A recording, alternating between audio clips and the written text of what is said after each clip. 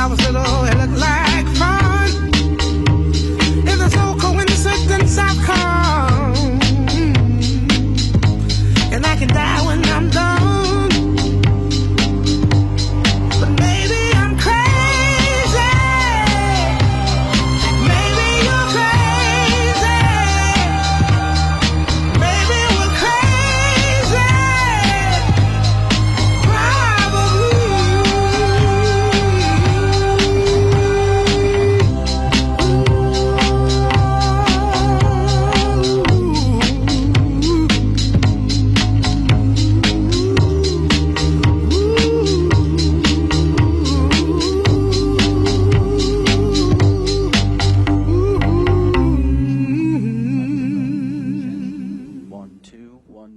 Microphone check. 1 2 1 2. Microphone check. 1 2 1 2. Microphone check. Check. 1 2 1 2. Microphone check. 1 2 1 2. Microphone check. 1 2 1 2.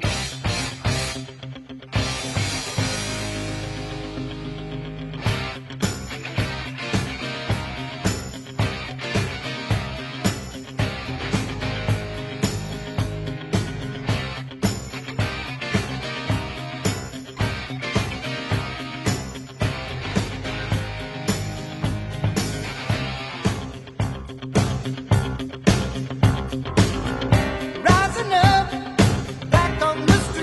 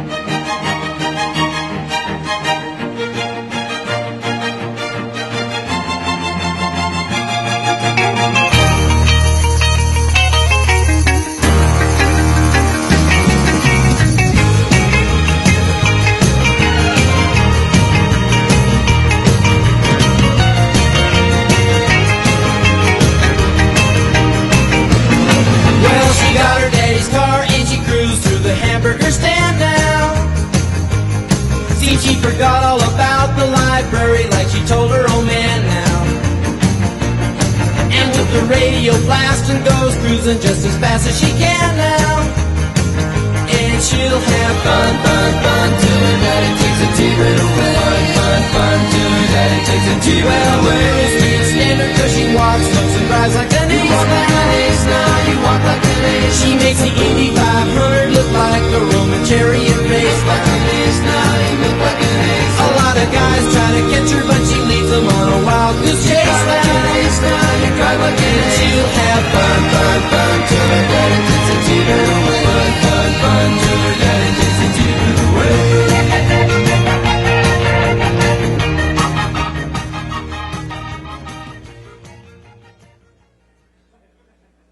Please rise for the presentation of the colors presented by the United States Army Color Guard from the Military District of Washington, joined by Staff Sergeant Ethan Zorak, performing our national anthem. Color, forward, march!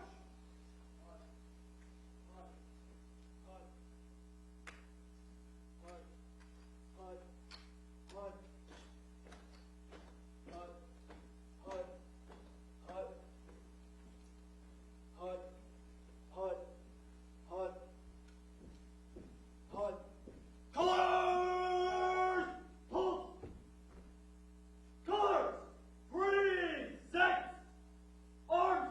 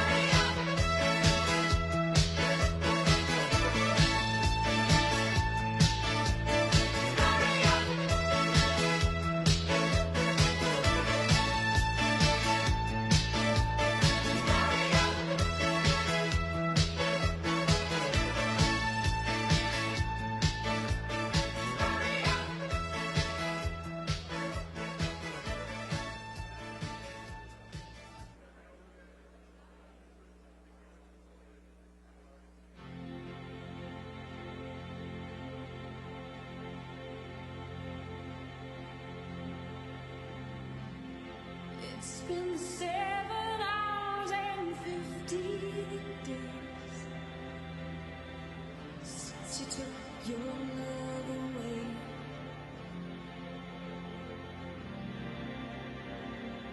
I go out every night and sleep all day since you took your love away.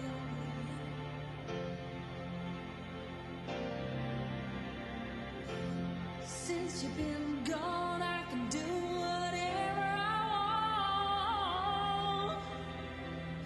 I can see whomever I choose.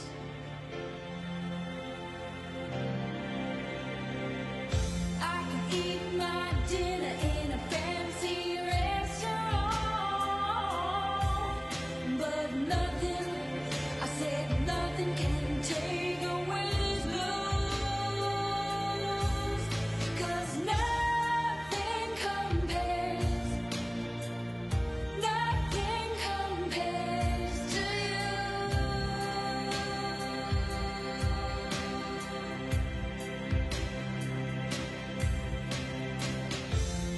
It's been so lonely without you here, like a bird without a song.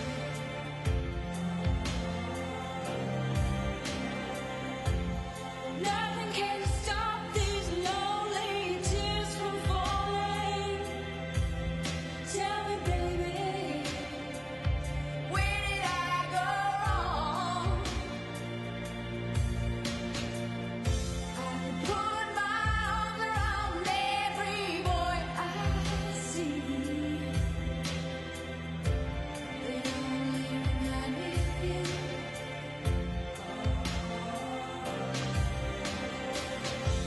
I went to the doctor and guess what he told me?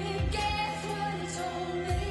He said, girl, you better try to have fun no matter what you do. But he's a fool, 'cause nothing compares to you.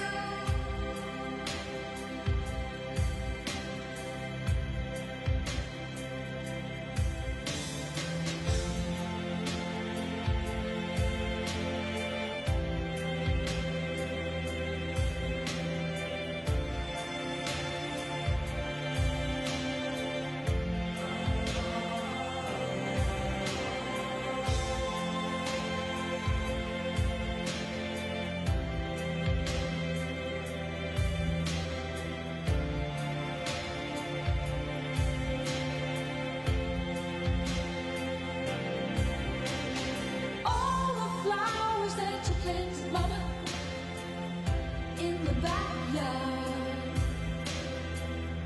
all died when you went away.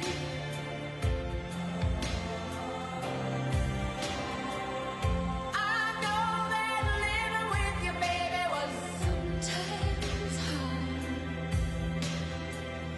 but I'm willing to give it another try. Nothing compares to you. Nothing compares to you.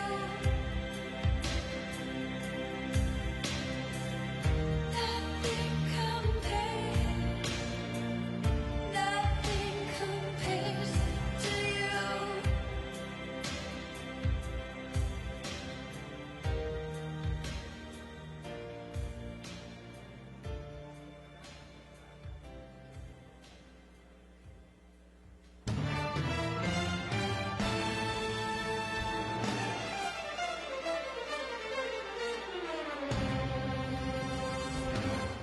This is a man's world.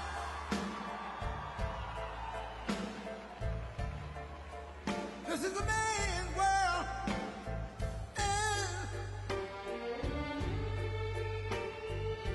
But it would be nothing about a woman or a girl.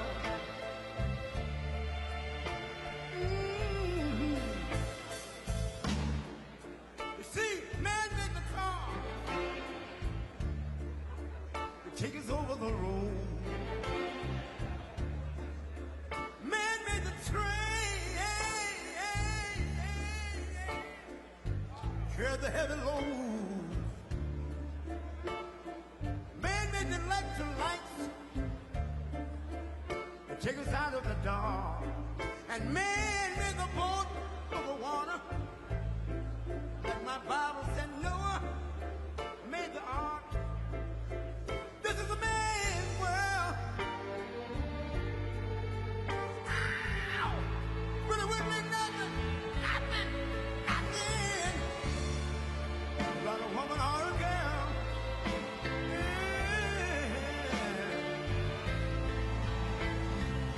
L'uomo rincorre il potere, ma lui non sa. E il grande limite all'essere, come si parla. Nel palmo stringe un'idea che non vive, che nella sua fantasia corre, se non si accorge che poi nulla più senza te, si vive solo per sé.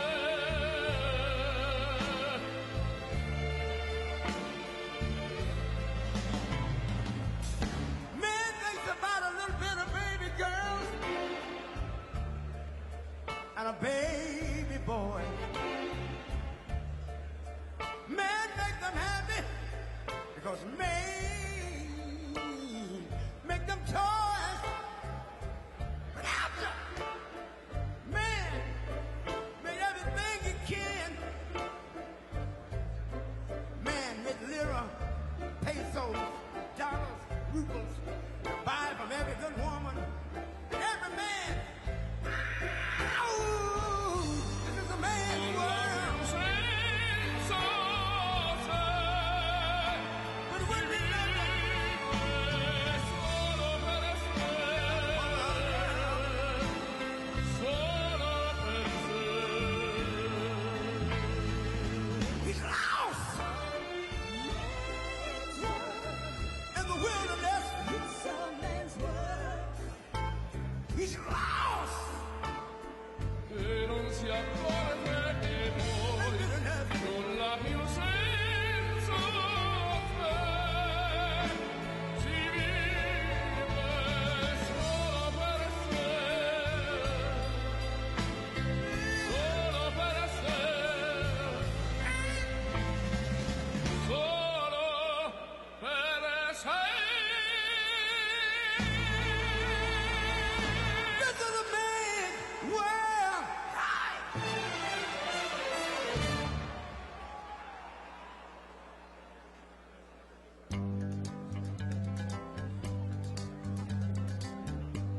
We're caught in a trap.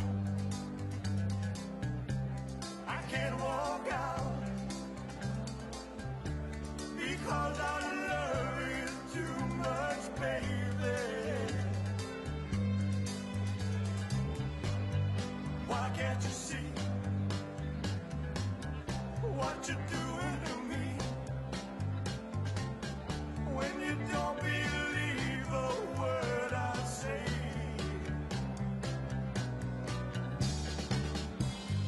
We can't go on together with suspicious minds, and we can build our dreams on suspicious minds. So if an old friend I know stops by to say hello, would I still see suspicion in your eyes? Here we go again, asking where I've been.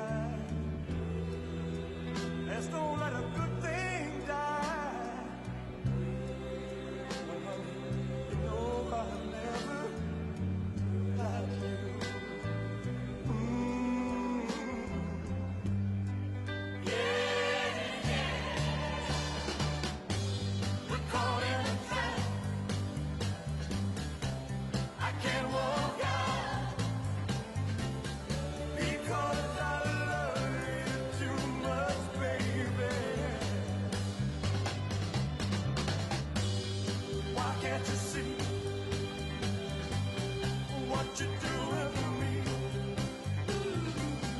When you don't believe a word I say,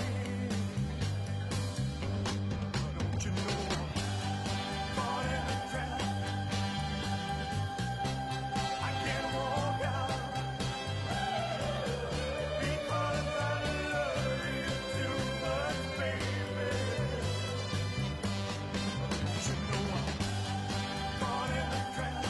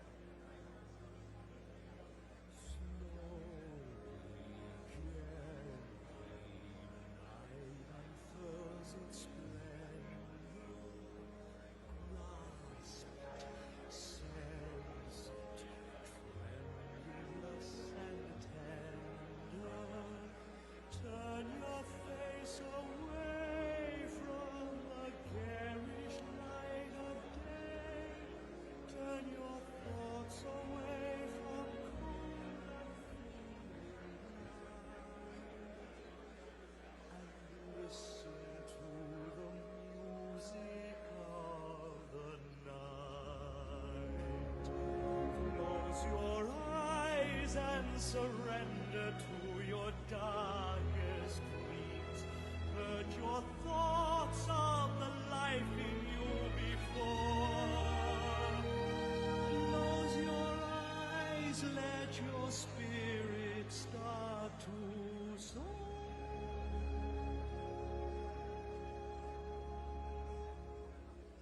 And you'll live as you've never lived before. Softly, deftly, music shall surround you. Feel it, closing in around you. Open up your mind, let your fantasies unwind in this darkness which you know you cannot find. The darkness of the music of the night. Let your mind start a journey through a strange new world. Leave all thoughts of the world you knew before. Let your soul take you where you long to be.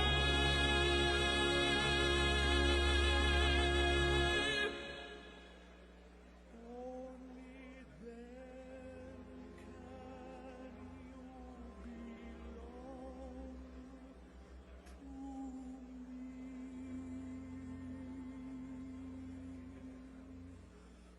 Floating, falling, sweet intoxication. Touch me, trust me, savor each sensation. Let the dream begin, let your darker side give in to the power of the music that I write. The power of the music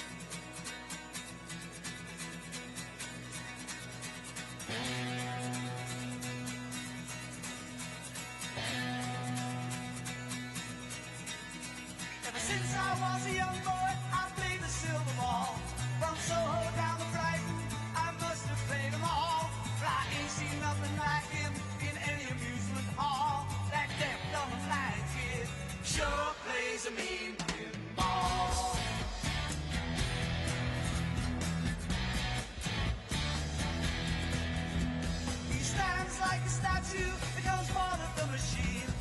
Feeling all the bumpers, always playing clean. Plays by intuition, the digit counters fall. That deaf, dumb, and blind kid sure plays a mean pinball.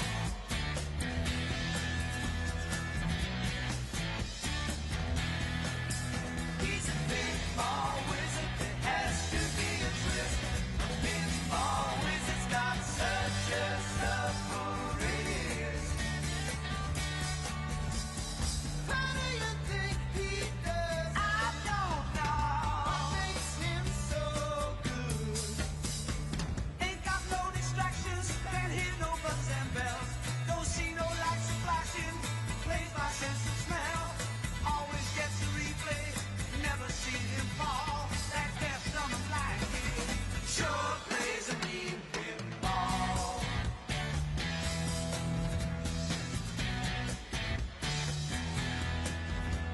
I thought I was the mighty table king.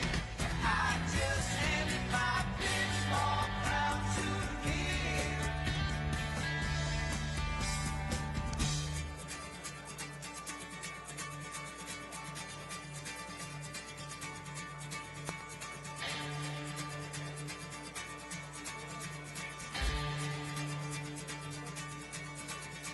Even on my favorite table, he can't beat my best. His disciples lead him in, and he just does the rest. He's got crazy flipper fingers, never seen him fall. That deaf, dumb, and blind kid sure plays a mean pinball.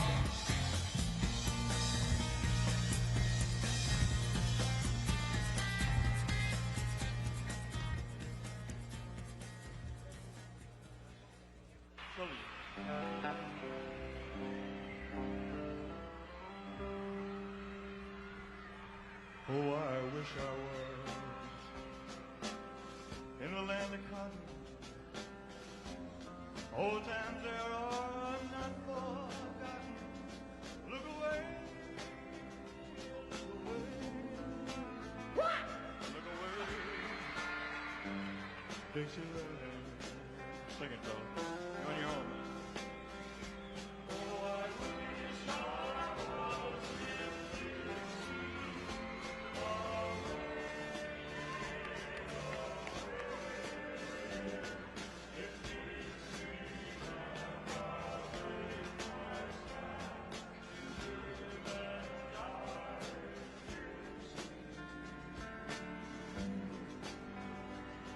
for Dixieland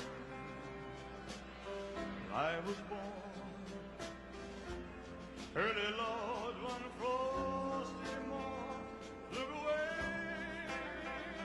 look away, look away, Dixieland. Glory, glory, hallelujah.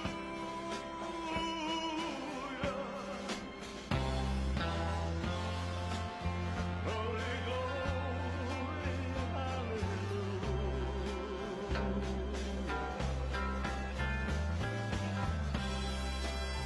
Glory, glory, hallelujah.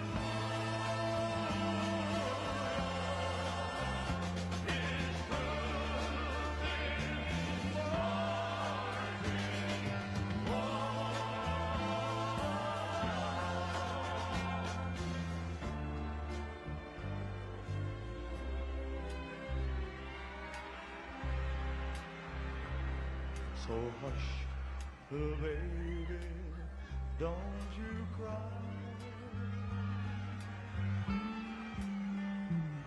You know that daddy bound to die,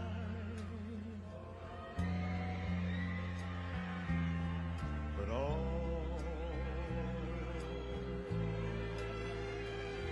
my trials, Lord, soon be over.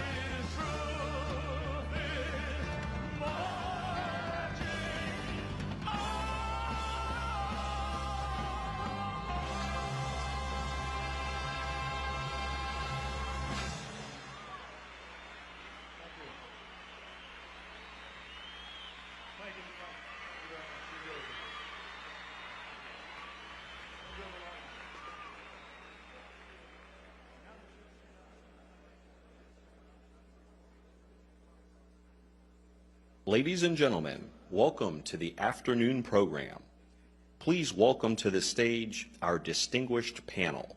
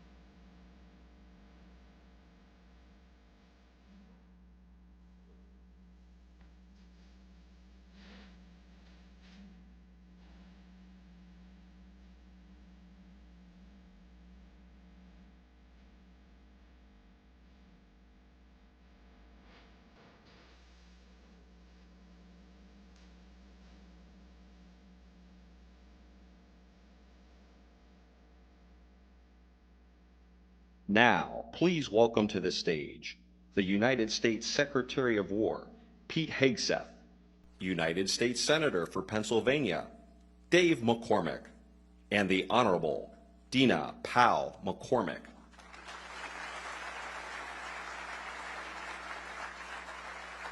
How we doing?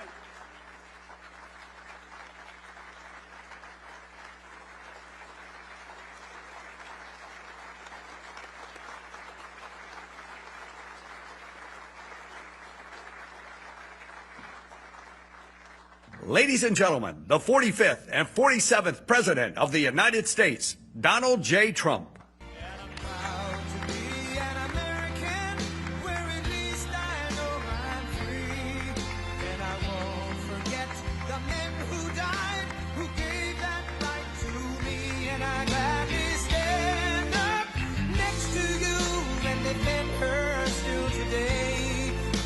There ain't no doubt I love this land. God bless the USA.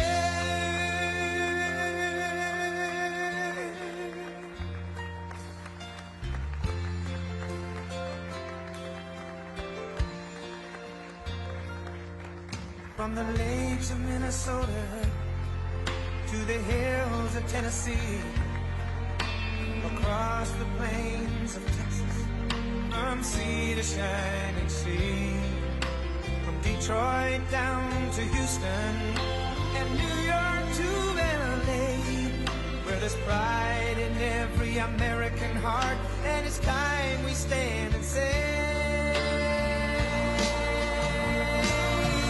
that I'm proud to be an American, where at least I know I'm free, and I won't forget the men who died, who gave that right to me, and I gladly stand up next to you and defend her still today, 'cause there ain't no doubt I love this land. God bless the USA.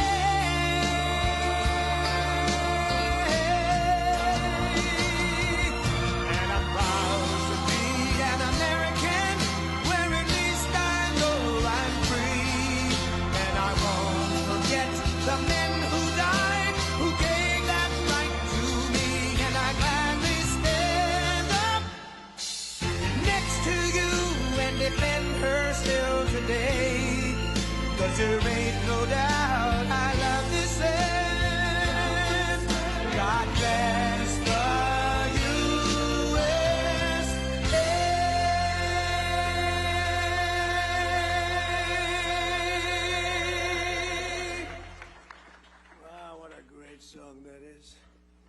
We've all heard it. It became hot.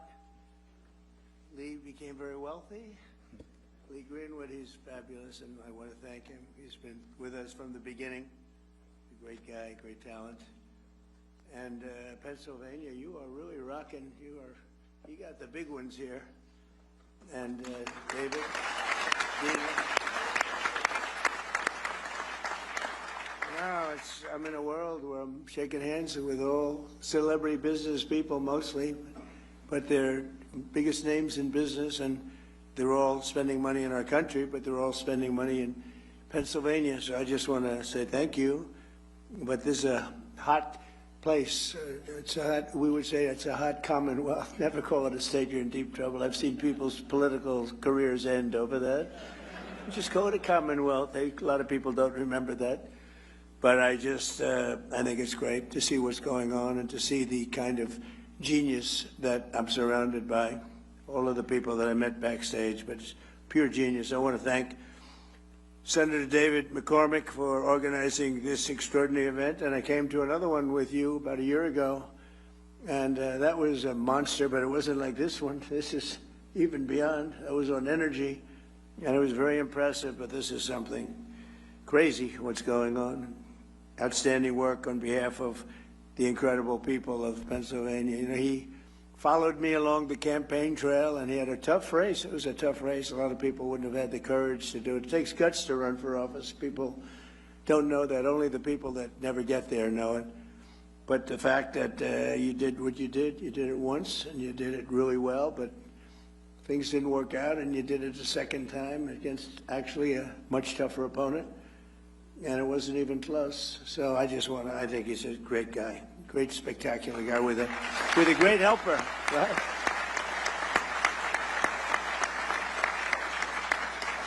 But we're here today to celebrate a colossal victory for this Commonwealth and for the entire nation. This afternoon, we're announcing nearly $10 billion of new investments in our defense industrial base right here in the great Commonwealth of Pennsylvania, and these investments will create more than 4,000 jobs. Pennsylvania workers will build the ships, submarines, trucks, weapons, and industries that will ensure America remains the strongest and most powerful nation in the history of the world. We're doing better now than we've ever done. We have $19.2 trillion.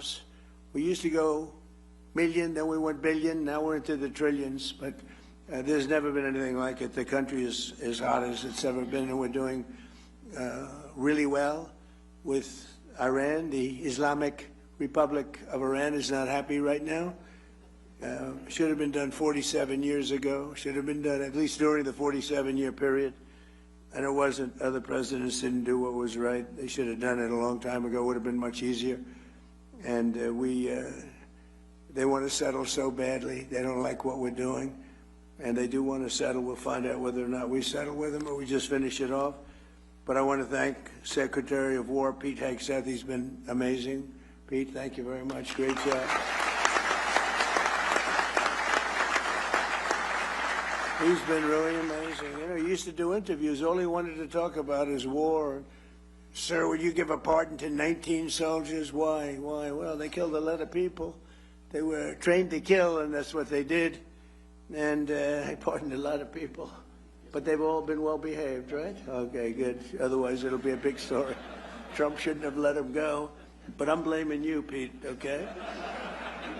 But he was very successful, actually, on television. I think he probably hated it because he can't love anything more than what he's doing right now, and he's doing it incredibly well. So great job, Pete. Appreciate it. Small Business Administrator Kelly Loeffler. Kelly, wherever you may be. Thank you very much. She's great. Secretary of the Army, Dan Driscoll, who's really out there with that beautiful smile.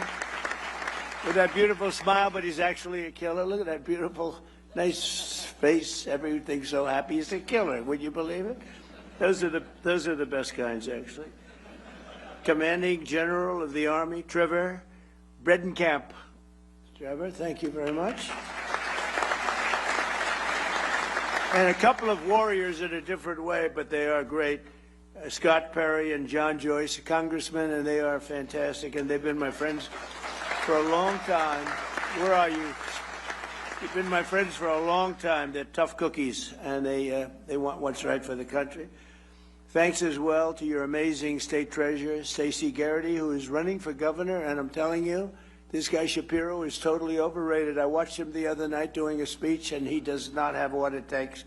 Maybe he'll win, and he's expected to win, but I hear things about Stacey, and I'm hearing some poll numbers that are very good, but Shapiro is, he doesn't have what it takes. Now, people think that's a horrible statement to make, but that's the way politics is. That's the way it is. I tell the truth. Attorney General David Sunday. David, thank you very much. Great job, I hear. And probably the most important person in the room is Senator McCormick's wife, Dina. I mean, I know Dina. Dina worked for me for 4 years. She worked for me. I know her almost as well as David, hopefully not quite as well.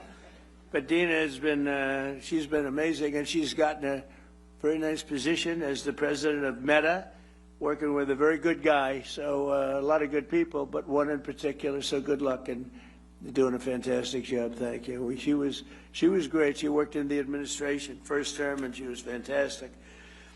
We also have a big name, a very big name, a very brilliant name, somebody who's done, I guess, in the history, I'll make enemies when I say this, but I shouldn't because I think it's true. Jamie Dimon is maybe the greatest banker in this country in many, many decades. So, CEO of J.P. Morgan Chase. Thank you, Jamie. The president of General Dynamics, Danny Deep, and you know they make the greatest submarine in the world. They just have to make them faster. Danny, will you please make them faster? That's true with all of the munitions people, actually. Faster, we need a little more speed. We have the best quality in the world, but we need a little more speed. The president of Hanwha Defense USA, Michael Coulter. Thank you, Michael. Out there. The president and total boss of Boeing, that's Kelly Ortberg, who's a terrific guy. I think he just gave me the award for being the salesman he started of the year. I said, that's not the year. Then he said, what about the decade? Nope, much more than that. So it's the salesman in the history of Boeing. I have sold more Boeing planes, over 1,000, and nobody comes close. You know what I got for that? Nothing. I get nothing. Now, if I was in the private sector, I'd say I want a piece of the company for that, right? But Kelly, you've done a great job. You're bringing it really back, and you're up to 44 planes now. At 44, they're producing the planes at a very rapid rate, and Kelly has done a tremendous job. President of Northrop Grumman, Kathy Warden, showed us a plane that I like a lot. President of Lockheed Martin, Jim Takelet. Jim, thank you very much. Thank you, Jim. Good job you're doing. President and COO of Blackstone, a friend of mine from the real estate wars. He was a brilliant guy. I always said, this guy's always there first. What's with him? John Gray, he's a real estate genius, and other geniuses. Now real estate, he doesn't even have to participate, he said, but you've done a great job, and say hello to you-know-who. He's a tremendous guy. He's been a big help. Steve has been a big help. Co-chairman of TWG Global, Thomas Tull. Thank you, Thomas. CEO of Divergent Technologies, Lucas Zinger. I just saw some of their technology. It's amazing. I saw some of those things backstage. You don't want to talk about them. They're pretty amazing. CEO of EQT, Toby Rice. Thank you, Toby. President of North America's Building Trades Unions. Is the most powerful man in the room. It's Dina for the women, and it's this guy for the men. Sean McGarvey. Thanks. Thanks, Sean. Sean McGarvey. Good guy, too. And the founder of Valor Equity Partners, Antonio Gracious, and he's somebody highly respected by everybody, including my family, my kids, and also helped us tremendously working at the early stages of the administration with costs, because we inherited a cost mess, and he was fantastic, and I want to thank him, and Elon, too. Elon did a fantastic job. This year we're celebrating the 250th anniversary of American freedom, and No state has been more central to protecting that freedom than the Commonwealth of Pennsylvania. Pennsylvania is where America declared its independence, where George Washington crossed to Delaware, where the Union was saved by the heroes of Gettysburg. What a war that was when you read about it. And where Pennsylvania workers poured the iron and steel that won 2 world wars and won lots of other things in addition. With today's announcement, Pennsylvania will play a key role in building the arsenal of freedom to defend our nation in the modern world. We have things happening in this state. I think really people don't know what's happening in Pennsylvania. People aren't really, literally, they're not able to even fathom what's going on. And I'm just sitting back there. I thought I was very well aware of it. And then I'm meeting people, very well-known people, and they're saying what they're doing here. We got to get the word out a little bit because this is very much of a miracle, very much of a miracle. Highly respected people. The talent and innovation in this room will keep America safe for many years to come. They are very advanced, the most advanced equipment anywhere in the world. Under the Trump administration, we've invested a record $1 trillion in the United States military, and next year, I'm proud to say, and Pete, we have to get moving on this, $1.5 trillion we're going up to. We need it. It's all made in the USA, so it's not, as shown, it's not fully a cost. You know, it's cost. We got to take something, but it's called jobs, and when you think of it that way. But 1.5, I built the military in my first term, and I used it in my second term, and as you know, Venezuela was actually 48 minutes, but let's call it 1 day. And we've paid for the cost of that war 50 times over, more than 50 times over already. And they've been great, the people from Venezuela. The leadership has been fantastic, and we're working with them, and the big oil companies are moving in. They've made more money for themselves in the last few months than they made in the history of the country. And it's just it's being properly run. They have oil. They have so much oil. You find the oil there, Pete, you just look down on the ground and you say, oh, that's oil. Just drill it. There's very few places that have anything like that. But we have a great relationship with the leadership. We've worked with them very closely, and we're bringing all the big American companies in, and it's been very much of a miracle. Millions and millions of barrels a day. The spirit of our armed forces is the highest it's ever been, with every branch setting records for recruitment. And I will tell you, during the campaign, when I was running against Kamala, she had no clue, but Joe had no clue either. That's why they got him out of there. I had to run against 2 people. Everyone else runs against 1 person. You do well. Joe wasn't doing too well. He was down like 28 points. So they said, let's replace him. That's like replacing a fighter. You're doing great against the guy. I said, let's put somebody else in. Fortunately, she wasn't much better than he was. And somebody said she's leading in the polls. That's not possible. But if she is, that's fine. You know, you got to go out, you got to win. But what's happened with the election, this was an amazing election. Think of it, we won every swing state. We won the popular vote by a lot. We won 82%, 87% of the counties in America. That's a big one. We won the Electoral College. We won everything. But all 7 swing states, the big thing was, could anybody ever win all 7? We won all 7 swing states, and we won them by a lot. So it was a great, great achievement. But when it came to joining the military, we had vacancies, empties. We had a situation that actually it was remedied largely, Pete, I think on November 5th when we won. It was even before we took office, it was remedied to a certain extent. And when we took office, so now we have overflow crowds trying to get into the military, and that includes our policemen, our firemen, anybody with a uniform on. They were very ashamed of our country, and now they're very proud of our country. And we're setting recruitment records like we've never had before. In fact, it's a great time if you want to expand the military a little bit. It wouldn't be bad because we have unbelievable talented, in good shape, in unbelievably good shape. You know, we had something pass in the United States Supreme Court. It was called merit, and nobody thought that was going to happen. I didn't think it was going to happen, actually. We're trying to get it. And everything now in our country, again, is based on merit. Getting into colleges is based on merit. When you have somebody with great boards, great marks, all A pluses and A's and the highest board marks, and then doesn't get it because somebody with far less capability gets in. It's nasty, but it's, you know, our country was built on greatness, and it was based on success, it was based on merit. And now we have that, and that includes the military. And the people that we have in this military, you can send most of them to Hollywood, and they could become like movie stars. They are unbelievable, and you saw that in Venezuela. I met them backstage, and these are people that are, it's a whole different ball game. So I just want to thank everybody. That was a decision, that was a tough decision to make, and it took courage to make that decision. Nobody thought that was going to be made, but they gave us back our beautiful merit system, and now the best people get into the best positions, they get into the best schools, they get into the military. We actually have strong people going into the military now as opposed to people that aren't strong or that shouldn't be there.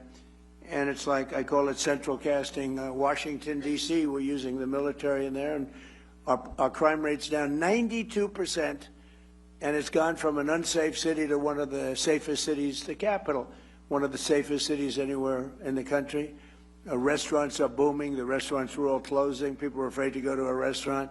We took out over 5,000 criminals. We got them out of here. We got them, sent them back to their country. Many of them came through the Biden open borders, which was insanity. We got them out of this country, and we did a real job in Washington, D.C., and I will say Memphis is a similar kind of a thing, a little bit. We started it a little bit later, but they're down in crime 78%, and New Orleans, Louisiana, the governor called me up, Jeff Landry, great guy. He called me and he said, we have a problem. We have the Mardi Gras coming up, and this place is loaded up with crime. And we sent in the National Guard and others, and it was the safest, that is on record, the safest Mardi Gras on record. They've never had anything like it. He called me two days later. He said, I've never seen anything like it.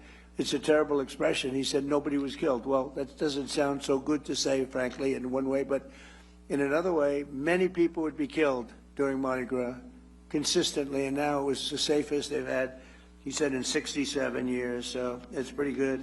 But we're going out for the $1.5 trillion this year, and I think we're going to be able to get it.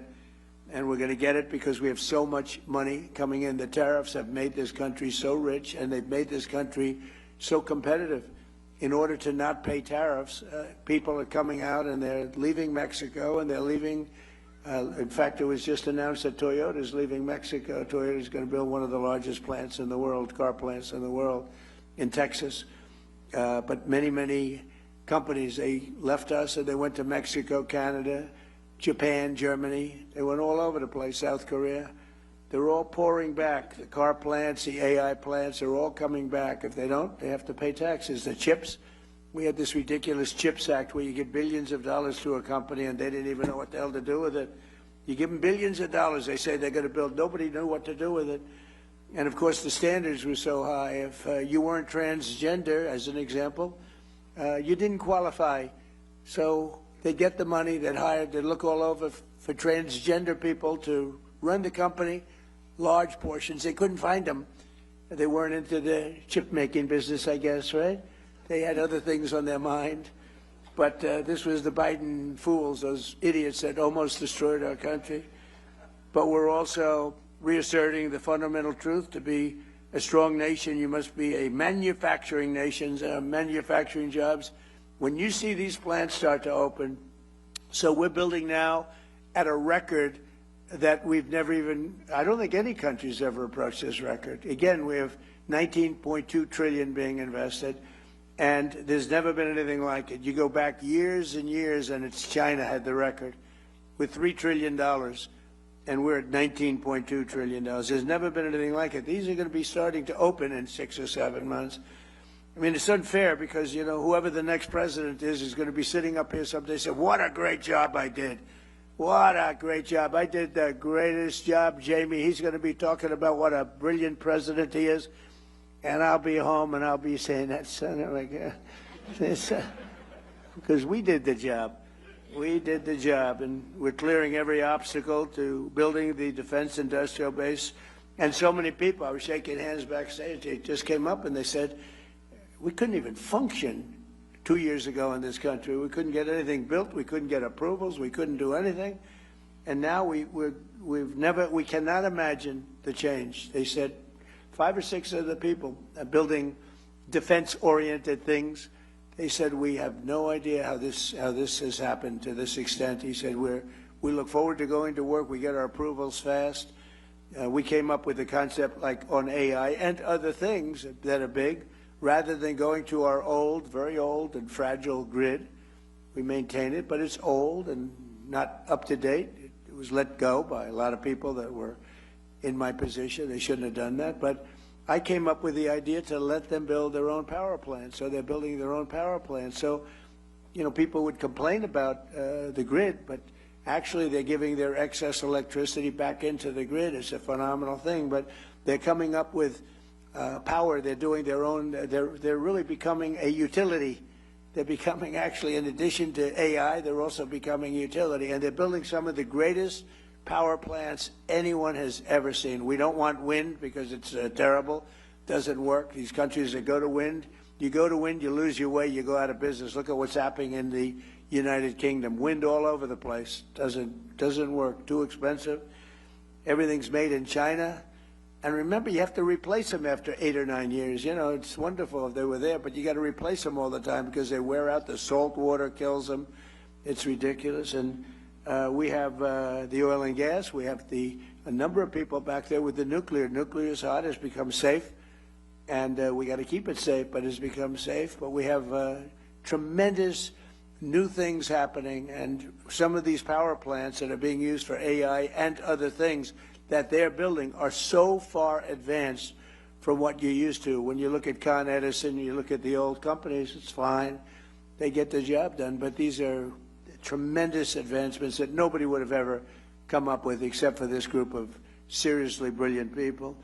After decades of foreign countries ransacking Pennsylvania and all of our country, they ransacked our country and stealing our jobs, I imposed historic tariffs to protect the American copper, aluminum, steel, and many, many other projects like cars. And because of that, they're all coming back. This could have been done by a president if he knew you wouldn't have a Taiwan making 100% of the chips. I think by the time I leave, we'll have almost 50% of the chips being made in the United States, worldwide. They're moving here like you wouldn't believe it. With no investment. I'm not giving people billions of dollars. I'm not saying to some chip company, here's $30 billion. Good luck in finding a site. That's what this stupid CHIPS Act was. Hundreds of billions of dollars just wasted. Half of the people never even used the money. I didn't give them 10 cents. I said, you're going to pay nothing for a year. After that, you're going to pay 10%. After that, you're going to pay 25%. Gives you 2.5 years to build your factory. If you don't build it by that time, you pay 200%, meaning you're sending chips in. You have a 200% tariff. They're building like crazy. And the biggest chip company in the world is building, and they just announced that they're expanding by another $200 billion. They're spending most of their money in Arizona, a great place to invest. But they're spending an extra $200 billion. It's the biggest chip company in the world.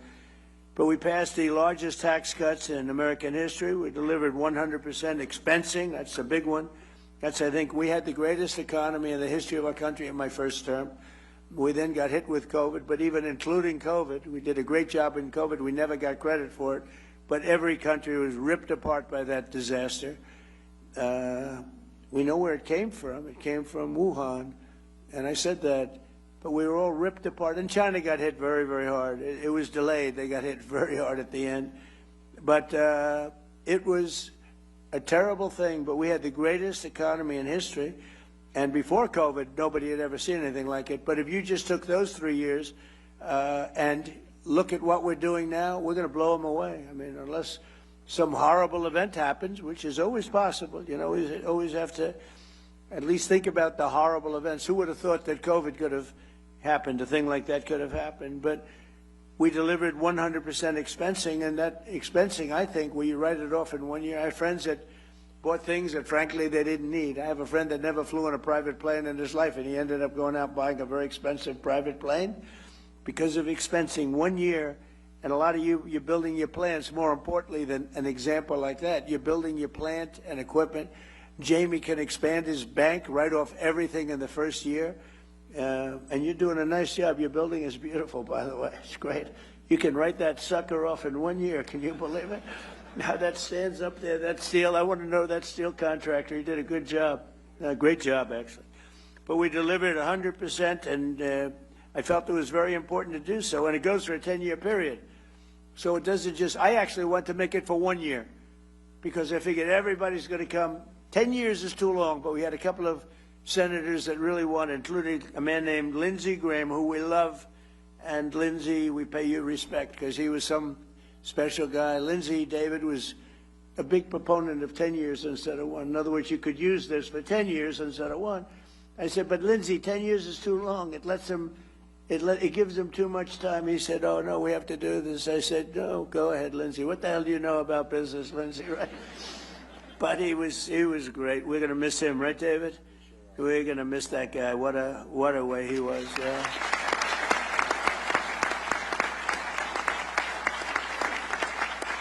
You know, he's a guy, I'm just thinking, he's a guy that some people you don't appreciate until they're not here, right? And you just saw all the quality that he had. He got things done. He could even deal with Democrats. If I needed a Democrat, I could go to Lindsey, and Lindsey would take him out and wine him and dine him and say, I got him for you, right? There aren't too many people could do that. David and I know it very well. But the expensing was so important. I think it's really what led to the tremendous success, because we had it in the first year and in the first administration. And I think that was what led to the single most important thing, I think, in terms of investment was the 1 year expensing. I think people were building, sometimes maybe they shouldn't have been, but they were building at levels, and then it caught up. We passed the largest regulation cuts in American history by far, and we unleashed American energy, including Pennsylvania oil, gas, and clean, beautiful coal. We're back in the coal business. We have so much technology and changes have been made in coal. And in the Trump administration, you're not allowed to use the word coal without preceding it by the words clean, beautiful. And Chris Wright, who you know so well, and Doug Burgum, they've been a fantastic team. And they were making a speech. And I said, nobody can say coal without preceding it with clean, beautiful. But this whole speech was on coal. And they kept saying, clean, beautiful coal, clean, beautiful coal. And I said, okay, it's enough. You know, but it is. It's and look, you know, I hate to say it, but it's what China uses. They're building now 58 massive coal plants. And, you know, they're responsible for building the windmills. And I said, how many windmills are they building in terms of using on their land? John, I want to know. If you see any, let us know. They got coal plants all over the place, but they build the windmills. But the only one they have that I know of is one that they want to use. They use it. They don't use it in terms of energy. They showed people, look how beautiful this is, as those poor suckers buy those windmills and lose their ass. But it's a terrible form of energy, most expensive form of energy. It's intermittent, doesn't work, and in my opinion, it kills the environment. It kills the birds, but it's visually. It's terrible. It's terrible. It's a terrible thing. And I'm proud to say that we have approved almost none, I think none, but we are, everybody's under an order. No wind, we don't want the windmills. We don't want them. And let somebody else use them. But everybody using them is in very big trouble. They're in energy trouble because they don't work, and very expensive, most expensive form of energy, and they don't work. And I've been saying it for 4 or 5 years, and people still buy them. Maybe not quite like they used to, but people still buy them. It's crazy. But we unleashed American energy, including the Pennsylvania oil, and the Pennsylvania oil is doing unbelievably well. We saved the great American company, U.S. Steel, and I worked with Selena Zito. I don't know if Selena's here. Selena here? She's so...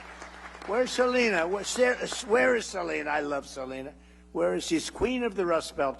But you're no longer the Rust Belt. You're really the Money Belt. I have a new name. Selena, are you here? Come on up here, Selena, will you? She's the queen. She is the queen of the Rust Belt. Now she's the queen of the... And be careful. Don't fall down the stairs like Biden. Come on, Selena, get down here. Grab her, everybody. I want to show you a woman that knows what she's doing. You know? She knows what she's doing. I had no idea she'd be here, but anything having to do with Pennsylvania, any of these great states, she's around. Well, Selena, I want to thank you. You're really talented. That's only because she writes so well about me. You know, if she wrote badly, I'd say, get her the hell out of here. Selena, thank you, honey, very much. We appreciate it. Really amazing person. Thank you. No, she loved this area. She loved the people, and she saw it going to hell. And she knew more about it than anybody else. And she also knew it had more potential because of the people. And she would write about it like nobody would believe. And she's one of the top writers in the country. And I hate to say this, she writes for the Washington Post. But she's one of her many outlets. I hate to mention that. But she's done a phenomenal job of explaining what's going on. And she really just believed in the area, but she believed in the people of the area. They're incredible. You're going to find all of you geniuses that are building your plants. You got the best people in the world working here. So just to finish up, we did more in terms of regulation cuts by 5 times, 6 times, and even in some cases, depending on the way you look at it, 7 times than any other president. We delivered no tax on tips, no tax on overtime, and no tax on Social Security. And we're building a beautiful military complex and a ballroom combination at the White House, and they were working on Saturday and Sunday, partially Sunday. And I went and visited a couple of hundred men that were working round the clock. It was Saturday night, late, very late, 11 o'clock in the evening. And I said, you're so lucky I'm president because there's no tax on overtime. Think of it. They're making a lot of money, and there's no tax on overtime. But there's no tax on tips, no tax on Social Security, and that's been good. And the other thing we did, which seems simple but never done before, when you buy an automobile, some people have to pay, and they have to go and borrow money from a bank. You're allowed to deduct the interest payment from your income taxes, and that's a big deal. But only if the car is made in America. So that's been great. So all of these things have added up to a level that we're booming. The country is booming, and we'll have Iran defeated soon. They'll be defeated very soon.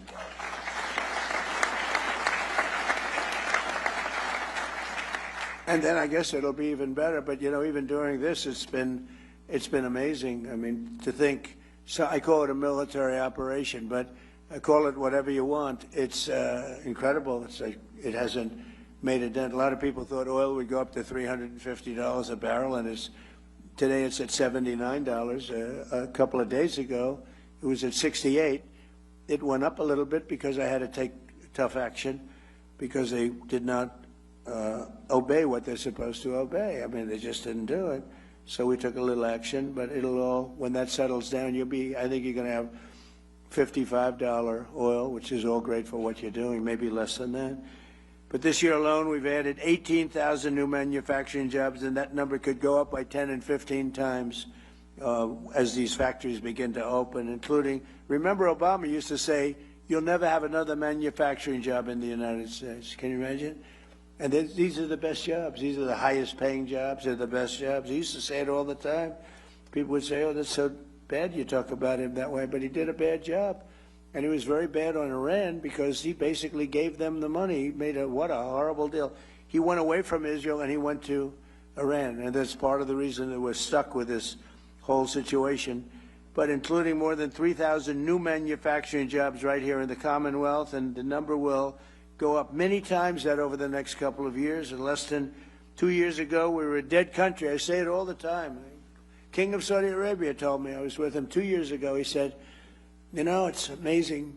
Just a little while ago, you were a dead country, and now you're the hottest country anywhere in the world. Every leader, I just got back from NATO, every leader said the same thing. You're the hottest country anywhere in the world. And they treated me like that. They're not treating me. They're treating me because of the country. We're the hottest country anywhere in the world.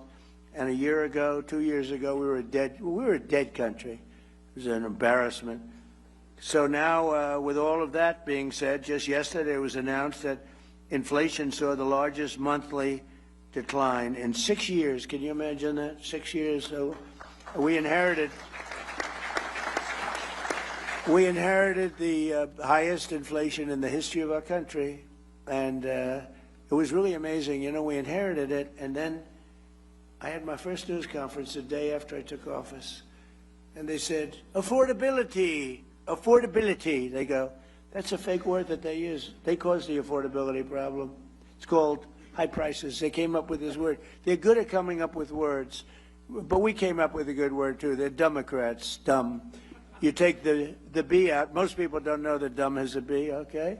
But the U replaces the E, and you have a Democrat. And I just don't understand, because their policy is so dumb, what they've done to this country and what they will do to the country. If we don't win the midterms or win the election, everything that I'm talking about, you can just write it off, because it'll revert back to open borders. It'll revert back to ridiculous high interest rates. And again, we should have the lowest interest rate of any country anywhere in the world, because we make them all sing. But since I took office, defense investments in Pennsylvania are up by nearly 25% compared to crooked Joe Biden. And today we're adding $10 billion, and I think the number is going to end up being about $19 or $20 billion. And we'll be building 2 massive national security multi-mission vessels at the beautiful and historic Philadelphia shipyard. I met all the guys doing this, worth up to $1.5 billion, and it's a purchase of lots of vessels. We're going to have a lot of vessels being made there. We're also thinking about doing some purchases outside of companies that come here and build. They have to reteach us. You know, we used to make a ship a day, and now we're a laggard in that department. We do lots of great things, but we're a laggard there. And a lot of our shipyards were sold for real estate projects on the water. I bought one, actually. It was quite nicely located, but I didn't know I'd be president. If I knew I'd be president, I wouldn't have done it. I'd said I'd rather have a shipyard, right? But it worked out okay. You know, they had the best locations. A lot of those locations were sold. And we have to build our Navy, Pete, right? We got to get it going. So we're going to probably look at some of these companies that are coming in from South Korea and other places, and they're working with us on ships. And we're going to also buy some ships that are made outside of the area. And we're going to have we need a lot of ships for our Navy, a lot of ships, despite the fact we have the greatest Navy in the world, but our ships are getting older. And we really got out of that business. We built an aircraft carrier for $19 billion, which is crazy. The price is crazy. It started off I came in, one of the first things I went to see was the Ford aircraft carrier. It was way over budget. And it had things on it that you didn't need, like it had magnets to lift up the elevators with 10 and 12 planes on them. Think of it. It had all sorts of modern day things that were all, instead of using steam for the catapults, they used electric. Let's have an electric catapult. And so when I went to the ship, because I came into office and the ship was way over budget, built in Newport News, unfortunately, it was way over budget. It was going to cost $3 billion. It was up to like 18, 19. It was terrible. And I said, I want to meet the catapulter. And a man came over along with 4 of his assistants. And I said, what's better, electric catapult or steam? He's been there for 25 years. He said, steam is better, sir. We can fix it with a hammer and a blowtorch. When the electric goes bad, I have to send to MIT to get geniuses over here. I said, steam is better. Yes, sir, it's better. So why did they do electric? Because you can have the catapult go like this, but you can't put planes on it, sir. It takes you 39 seconds. By the time the 39 seconds is up, you have a full head of steam. And I love breathing that steam, sir. That's the cleanest air you've ever seen. But I said, so you're saying we spent billions of dollars extra to build electric catapults instead of using... And I said, what else do you hear? He said, the elevators are no good, sir. They're lifted up by magnets. So here's my deal. I said, when Caterpillar tractor, and I watch more tractors than any human being on earth, rip rock, right through rock. It's all hydraulic. So I said, when Caterpillar goes into the business of using magnets to lift up their little blades, when they go in and when they go away from hydraulic, I'll tell you what, I'm going to do something. I'm going to start using magnets, but we don't want to use them. So we're not letting any, Pete, We're not letting any more ships be built with the ridiculous billions of dollars more they spent on electric catapults, and they're not good. They're not nearly as good, too complex. And by the way, we had to call the ship in twice because their catapults didn't work, and I predicted that was true. And the same thing with the magnetic elevators. We want them to be made hydraulic, which it can be hit by lightning, it can be hit by anything. When a little water touches the magnets, it doesn't work anymore. And you're in the Atlantic Ocean with waves that are 60 feet high, and the Pacific Ocean with waves that are 70 feet high, and they're talking about magnets. It makes you want to get sick. I actually called in the architect of the ship, and I said, have you designed a ship before? Well, I haven't spent a lot of time on that, sir. No. Even the cab, you know, the tower, they have it in the back instead of in the middle. It's supposed to be in the middle where you have more room. I said, why'd you move there? Well, we thought it was very good. Why did you do it? And why is the ammunition under where the admiral is, the tower? They have the tower, and they have the ammunition under the tower. I say, if I'm the enemy, I know where I'm aiming. These people, and the thing costs like $20 billion. It's ridiculous. All right, so we're changing all of that, right, Peter? You'll be fired so fast if you don't. No, but a lot of this is common sense stuff, really. I mean, I hope I'm not boring anybody, but it's all common sense. This isn't exactly part of my speech, but I got to tell you. You know, I'm getting it all out now, all the anger I have when I hear about electric catapults that don't work. Crazy. It's crazy, but okay. I hate to mention this name now because they're a little slower than we want, but that's okay. General Dynamics will invest $2.5 billion in Rhodes Industries to build Navy submarines. They make the greatest submarine in the world. We're 10 years advanced over probably Russia is number 2. We have to make them faster. That's the only thing. We need submarines. But they make a great product. In all the cases, we make, if you look at the Patriot missile, if you look at the Tomahawk, which is the offensive, if you look at all of the things, they're better. We have to make them faster. That's the only thing. And Dan, you got to get them going a little bit, right? We have to make them faster. And Pete and I have meetings with them every month, and they're all building new plant and equipment. Boeing is building it. I see, Kelly, a lot of them, 4 of them, and it's very important. So this massive new investment by General Dynamics is going to create right here 1,500 new jobs. The munitions firm Day and Zimmerman in Philadelphia will provide $2.3 billion worth of operations, maintenance, and support to the Hawthorne Army Depot. And EOS in Pittsburgh have just agreed to a multi-million-dollar partnership with the Department of War to build, oh, we love that name better. We won World War I. We won World War II. Then we decided to go politically correct. Let's go with defense. No, it's war. And I said to Pete, I said, Pete, don't you like that better? He said, used to be Department of War. And then we got politically correct. And we go in and knock out the Middle East and go home. Everybody said, why did we do that? What did we get? But we did. We had greatness, and that's what we have again. Now we have greatness again. As an example, Venezuela. Where'd you have here? When was the last time you heard that you had a war and you paid for it 50 times over? We have wars and we lose money. We have wars, we blow up something and we leave, and everybody said, what was the purpose of that? Nobody can answer the question. We don't do that anymore. But EOS in Pittsburgh just agreed to a multi-million-dollar partnership with the Department of War to build energy storage technology in support of our Golden Dome missile defense shield. We're building a Golden Dome over our country, and it's going to be a very effective one. We had 111 missiles shot a few weeks ago by our lovely friends from Iran. They were aimed at the Abraham Lincoln, which is a beautiful aircraft carrier, by the way. The SS Abraham Lincoln, 111 in a short period of time.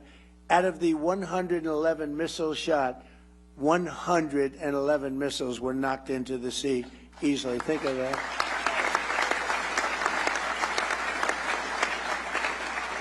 And I called the captain of the ship. He wasn't even sweating. All you got, Jamie Dimon would be sweating that. You wouldn't like that. We have a different kind of strength, Jamie, right? We don't have that. But think of it. 111 missiles are coming at you. And he's drinking his coffee, taking it easy. And one after another, we have the greatest people most importantly, but we have the greatest equipment anywhere in the world. There's nothing like it. 5 years ago, 6 years ago, I would imagine you couldn't even think about a thing like that happening. The JWF Industries is expanding its Windber facility and anticipating over $500 million in new contracts to build new vehicles, weapons, and components, and they make great stuff. Voyager Technologies will be investing hundreds of millions of dollars in turning Pittsburgh into an international robotics and space technology hub. And the robotics is so important because, again, we have the most people working right now in the United States than ever before. We need manpower and womanpower. The AI software company Air will be spending $450 million to expand their Pittsburgh office, and Carnegie Robotics in Pittsburgh will have the chance to produce hundreds of millions of dollars worth of autonomous technology for the United States Army and its vehicles. The Firepoint Energy in Tunnelton will be investing at least $170 million in pilot program to convert coal waste into jet fuel, electrical power, and critical minerals. And I hope you're going to do magnets. Somebody out there, I hope you're all brilliant people. Magnets. Do magnets. Okay, I'll tell you how to make money. Do magnets. You're doing a lot of great stuff. Do magnets. Because one thing we don't have, but we're getting close, but do magnets. So I hope John Gray is listening to me so he can give him a couple of bucks and go into the magnet business. I guarantee it's going to be a success. It's one thing we don't, for some reason, it's not complex, not hard. We have the material. For some reason, they just don't, they don't do it. We need magnets. So one of you companies out there, go out, I'll teach you how to make money. Just do it. Companies like Adelon, Kratos, Advanced Cooling Technologies, Sphere Brake Defense, JP Morgan Chase, and Q Intel, among many others, will be expanding their investments all across the Commonwealth of Pennsylvania. In addition, the defense subsidiary of the legendary Pennsylvania company, Mack Trucks. Oh, I met him the other day. Where's Mr. Mack Truck? Where the hell are you? He was great, making a beautiful, thank you very much, making a beautiful truck. He's trying to sell 15,000 of them to us, 15. I said, how many are you looking to sell? Sir, 15,000. I thought he said 15 because it's a big, beautiful truck. I made a speech 2-3 weeks ago, and they had a sample of the truck right behind where I spoke. It made me look very small, sort of like Dukakis, remember, in the tank? I said, get that truck the hell out of here. I immediately thought of Dukakis with the helmet and the massive helmet, the massive tank, and you didn't even see him. That was not good. He went down 20 points after that. So I said, get that truck out. But the truck was amazing, actually. But I said, how many? He said 15,000. I thought he said 15. So I said, he's going to sell 15. That's a lot of trucks. He said, no, actually 15,000, sir. So, but it's a beautiful truck, and I think he's got a good shot at doing it.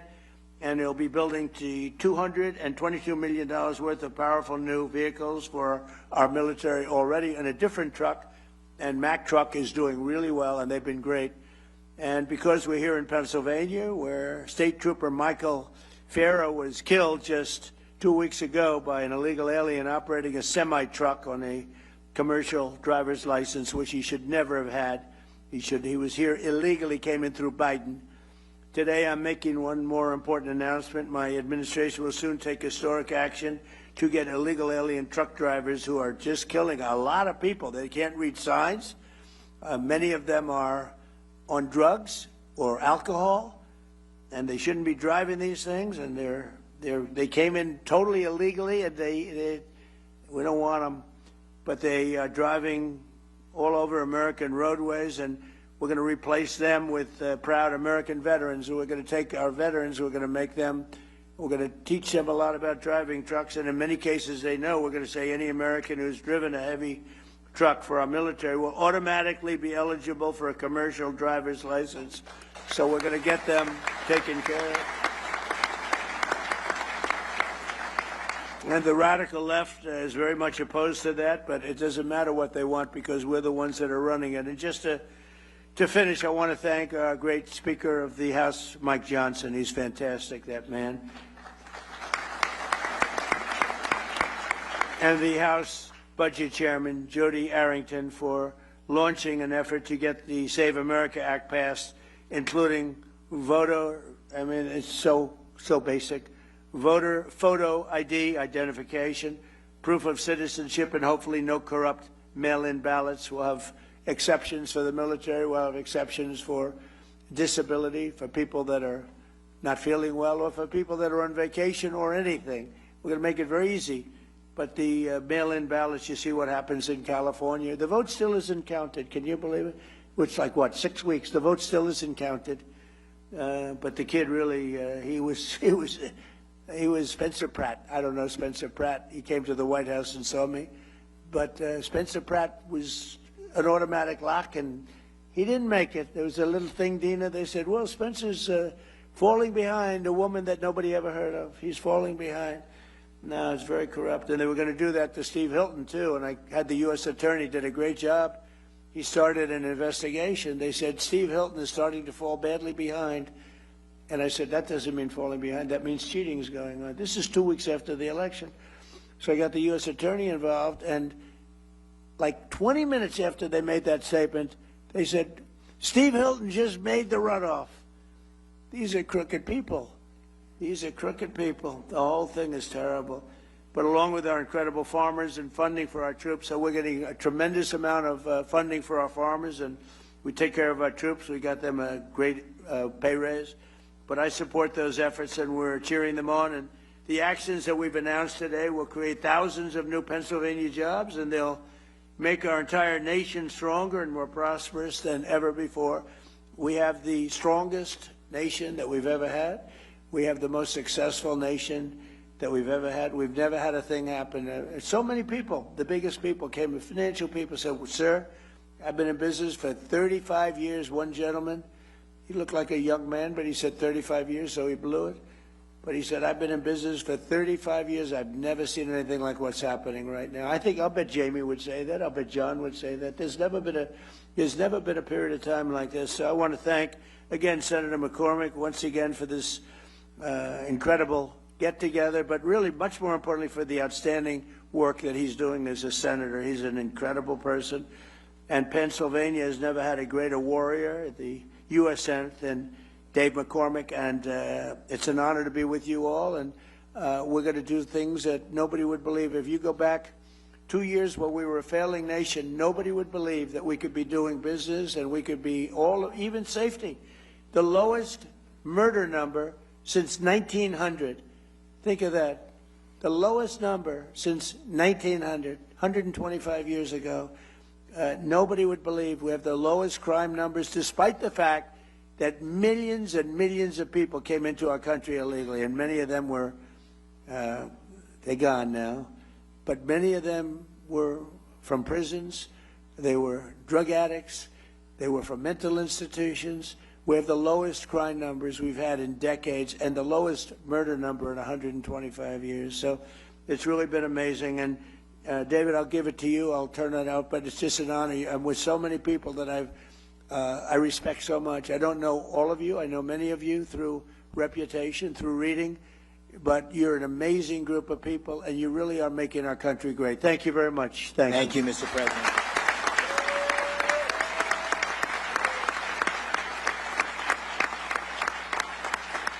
Thank you. Thank you, sir. We are so honored to have you here. I know you've got a special love for Pennsylvania, and Pennsylvania has a special love for you. And this is all about your vision of peace through strength. And what's happening here at this summit is really all the people we need in the room, the prime contractors, the energy leaders, the emergent technologies, the leaders in labor, the leaders in finance, all the team that needs to be in place to implement your vision.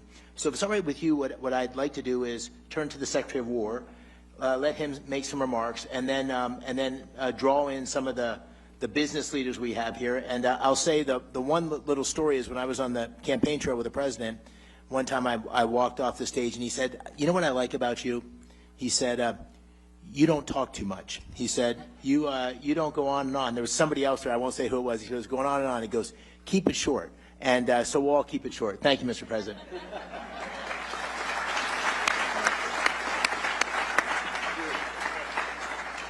Senator, that was a good warning and a good reminder. For sure.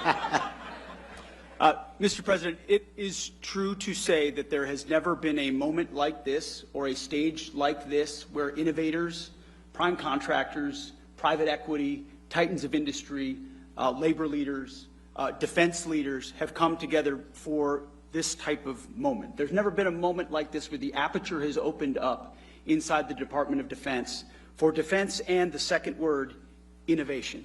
Your demand of me as a business leader and a builder is that we move at the speed of business and competition and speed and scale. And that's what these folks have funded and founded in their companies.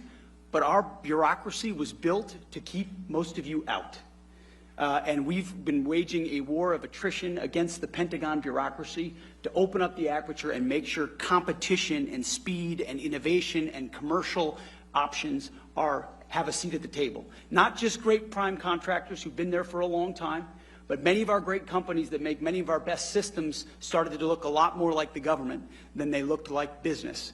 And so what the President does behind the Resolute desk with prime contractors, and you've been at those meetings and I've been at those meetings, and it's a reminder to all of us that our nation needs the best weapons, not tomorrow, but today.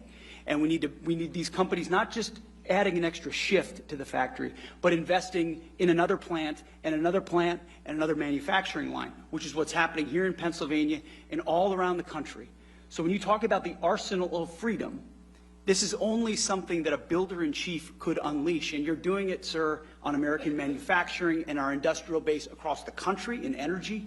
But in defense specifically, this is a generational investment in the future of our warfighting capabilities that our country has not seen since Ronald Reagan, and this one is bigger. Because what Joe Biden and previous administrations did to our military, you talk about a dead country. Well, we had a dead department, a Department of Defense, that was doing things the old way, sending the same money in the wrong direction, red tape, and monopolizing certain platforms. And you said we won't do it anymore, and the American warfighter requires that we change how we do these things. And we're going to hold the big guys accountable, which is what you do behind the Resolute desk with executive orders and no stock buybacks and no more delays. And we demand that you build new plants.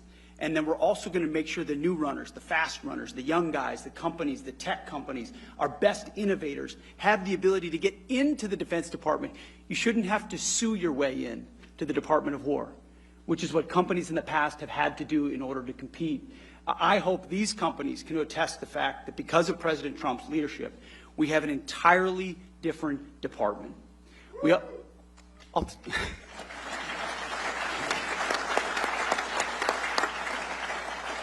And it's important because we're at an entirely different moment. Not only do we have near-peer adversaries with historic military buildups, but we're at a step-change moment. AI and frontier models, autonomy, quantum, space, hypersonics, you name it. If you're ahead now and you get ahead of the game, you're going to be way ahead. If you fall behind now, you fall even further behind. The have-nots and the haves, that gap is widening. President Trump sees the moment and is investing in it in our department, but across government, to make sure the 21st century is an American century. But he's demanding that we do it differently. We do it in a fiscally responsible way. We audit our department. We ensure that the money that we ask for is well spent. So we've got a different department, a different moment, and thank God we have a different president who rebuilt the military once. He's doing it again and is willing to make a historic investment, $1.5 trillion investment in the War Department to ensure that we outcompete, without question, every other nation on planet Earth, so that things like Venezuela can continue to be done to reestablish deterrence around the world.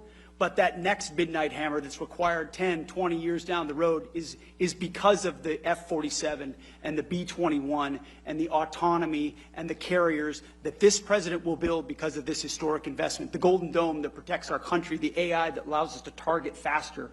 This investment will fundamentally change the battlefield, keep the American people safe now and into the future, and it would not happen with Donald Trump. Mr. President, thank you very much.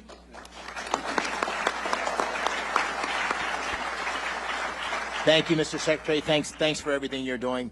You know, last year, it was almost a year to the day, Mr. President, where you were in Pittsburgh for the Energy and Innovation Summit that Dina and I hosted.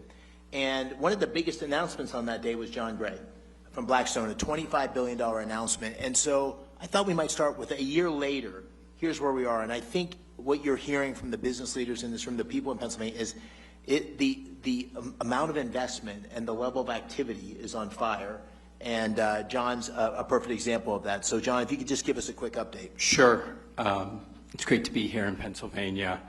President Trump, I want to start by thanking you for the deep commitment to supporting investment in American innovation in infrastructure, AI, and defense.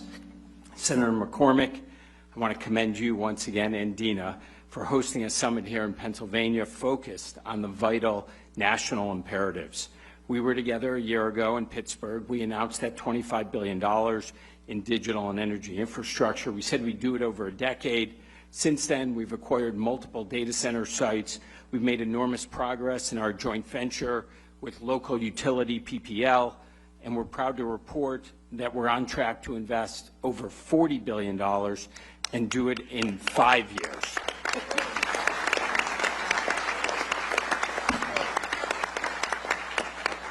$50 higher, 50% less time, not bad.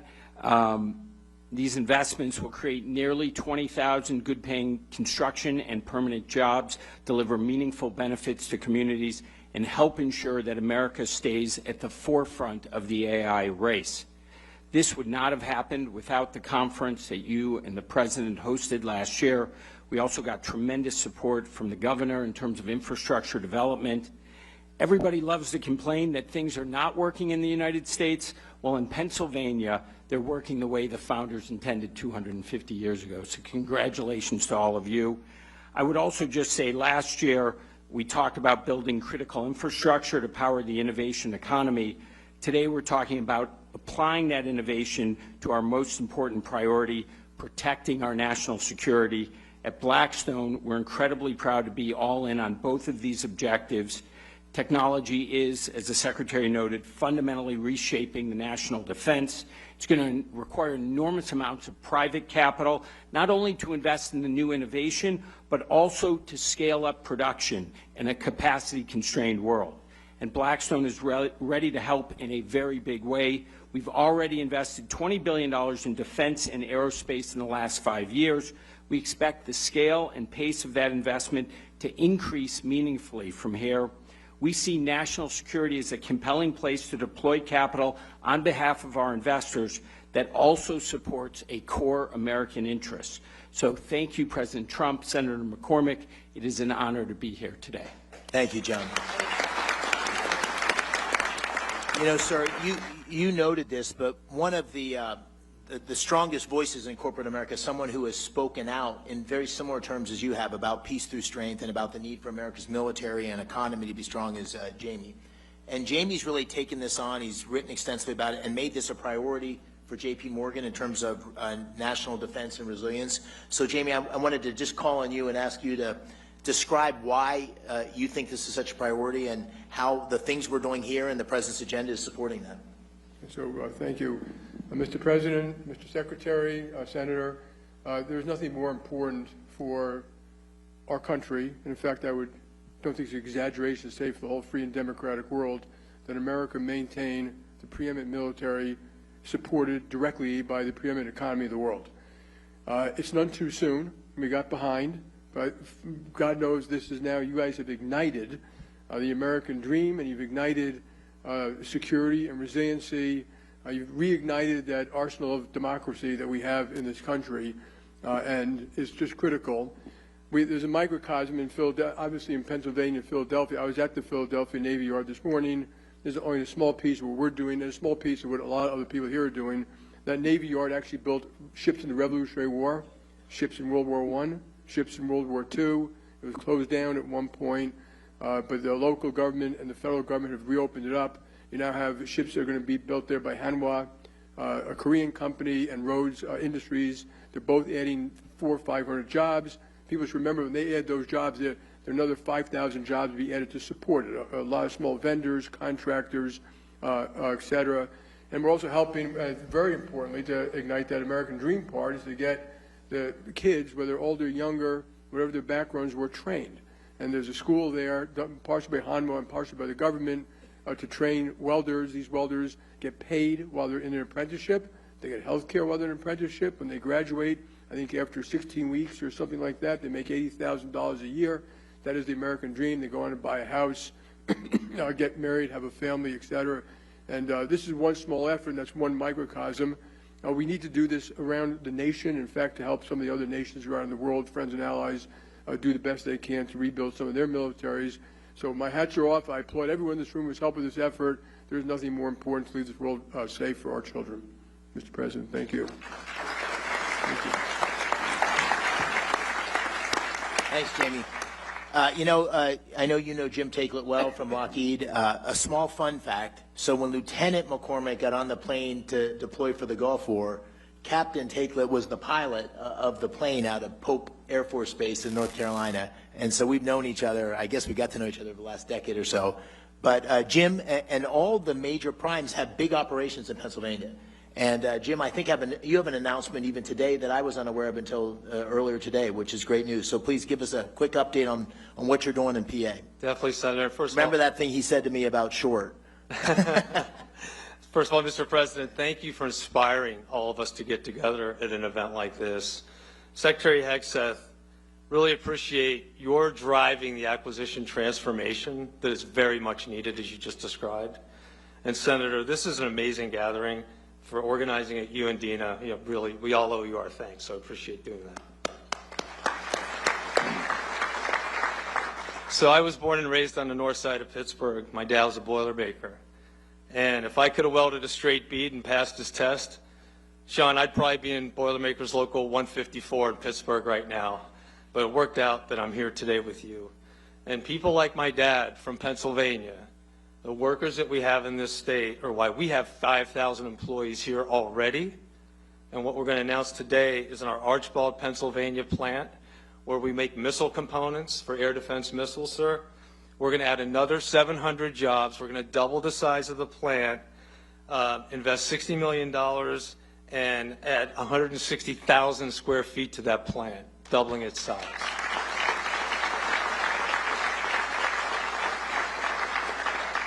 And that's on top of $300 million we just completed investing in our Valley Forge operation, which does strategic missile reentry, among other things. And you know, Mr. President, that we're going to invest upwards of $9 billion in the next 3 years at 20 different sites. Looking forward to showing you some of those plans when you have time. And we are going to continue to build with you and with the Secretary the arsenal of democracy, and Pennsylvania will be ground zero for that effort. Thanks, Senator. Thank you. And just real quickly, I'll keep us going. Danny Deep from General Dynamics. Danny is the president, and I had a chance to tour that 155 facility in Scranton, and you've got assets across Pennsylvania, another huge employer. Just give us a quick update on what's going on in Pennsylvania and how you see the future expanding based on what's the president's policies that have been put in place. Thank you, Senator. Secretary, Mr. President, thank you for your leadership here at home and abroad. It is inspiring. So here in Pennsylvania, when you talk about manufacturing muscle, this is really where we have a lot of muscle. 1,100 suppliers, 8 facilities around the Great Commonwealth. Over the last number of years, we've expanded artillery production by 4x. And over the next several years, we'll see it continue to grow. You mentioned Rhodes Industries in that $2.5 billion award.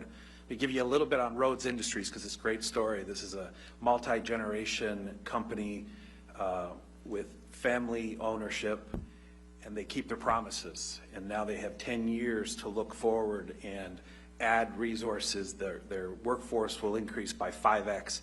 And they're expanding, and we're doing that all over the state with all of these 1,100 suppliers. And thank you for your leadership to do that. And we're committed to deliver Virginia class and Columbia, and that's what Rhodes is going to work on. And we don't make aircraft carriers.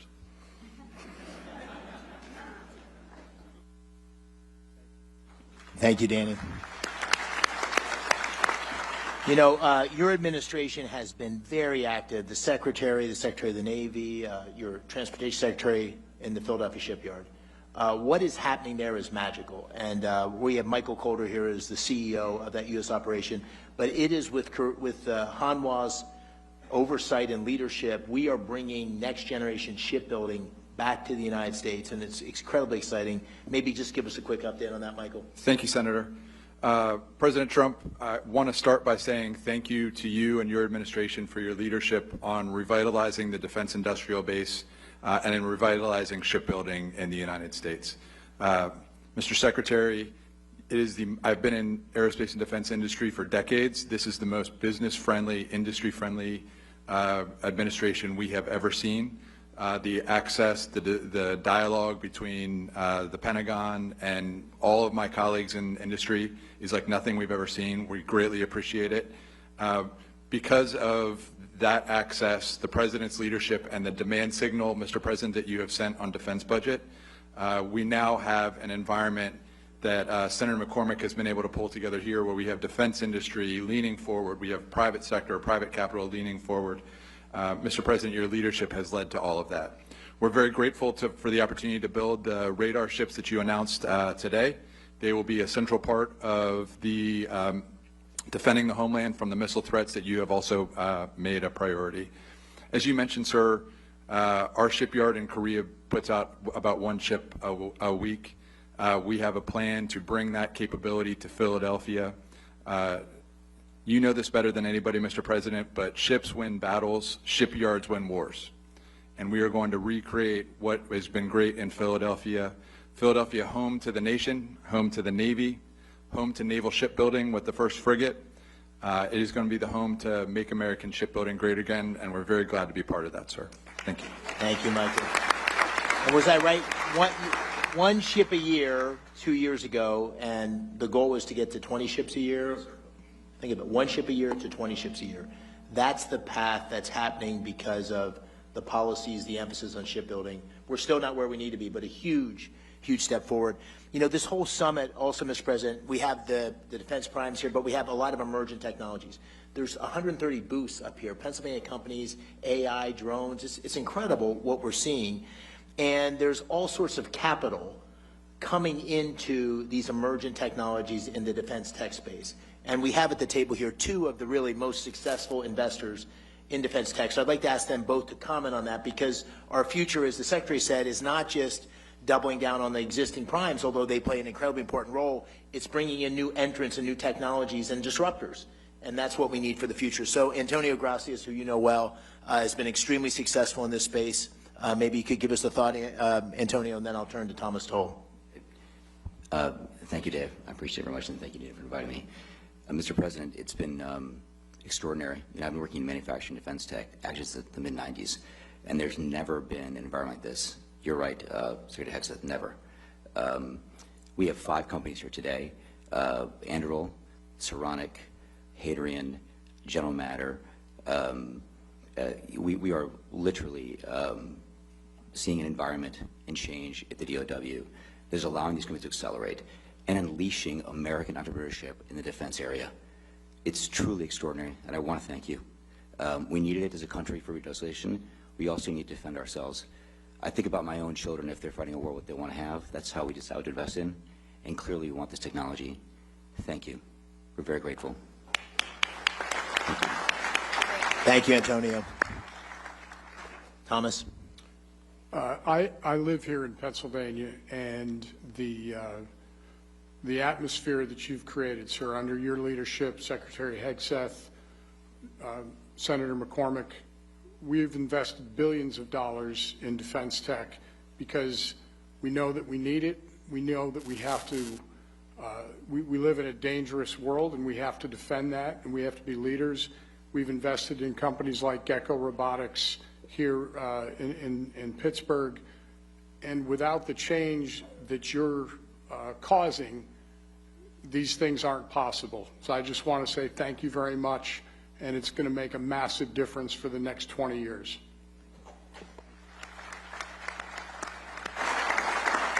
You know, Mr. President, one of the things that you talked about constantly on the campaign trail, and that I tried to talk about as well, and that you've been focused on like a laser, is jobs.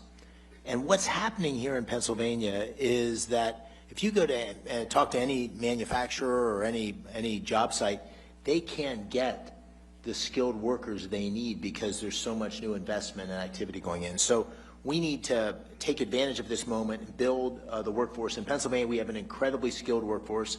As I said earlier, we have 190,000 people that work in the defense industry. We hope that number is going to double over the next 5 or 10 years. But one thing I think we can all agree on is the American dream is going to be pursued and captured by creating these great paying jobs for the next generation of folks. And you know, Sean McGarvey, who has become a friend, I called him during the campaign, and he didn't think you or I was going to win. And we bet a steak dinner, and he ended up losing on that steak dinner and has been a great ally in terms of what we need to do for our workforce to be successful. So, Sean, maybe you could say a few words, what you're seeing and what the workforce of the future needs to look like. Well, thank you, Senator, Mr. Secretary, Mr. President, and the President knows, you know, my business better than I know my business. We've been in the workforce development business when it comes to construction skills for 100+ years.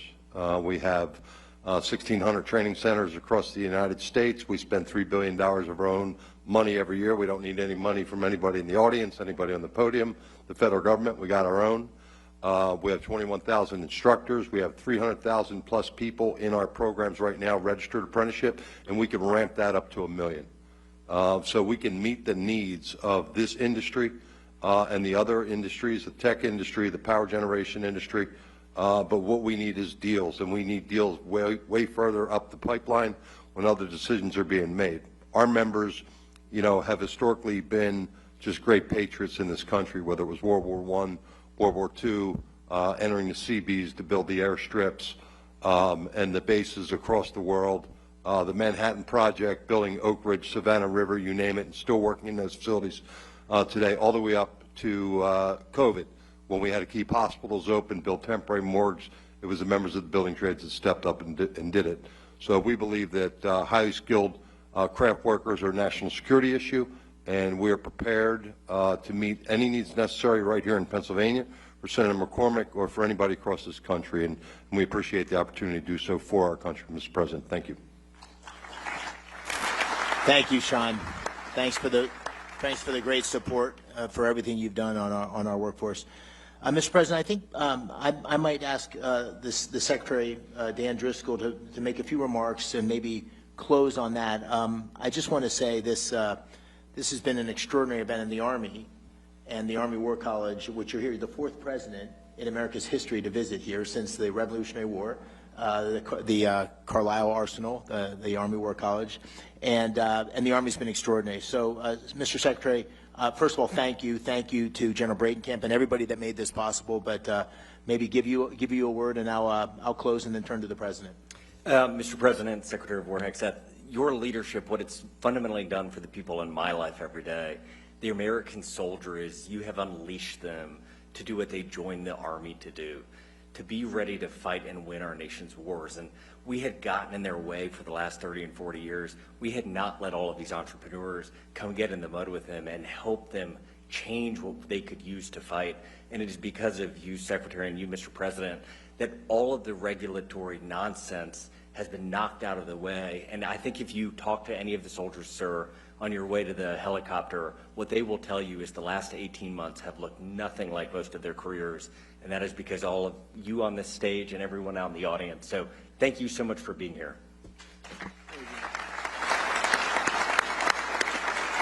Mr. President, just let me close with the following remarks. I think we're in the middle of an enormous transformation in America that's being led as a result, or taking place as a result, of your leadership. The defense industrial base, making sure our military is ready to take on these many challenges we see and evolves in a way that's able to ensure that we are going to remain the greatest military in the world. Under your leadership, that's happening. So thank you for that. On a personal note, I want to thank you for coming to Pennsylvania. I know it's hard with your amazing schedule, and you've done this twice. You did it last year, you did it this year. It is a catalyst for action. It's making huge things happen in Pennsylvania. Dean and I are so grateful that you're willing to do this for Pennsylvania and for our country. So thank you. We're eternally grateful, and we really appreciate your leadership.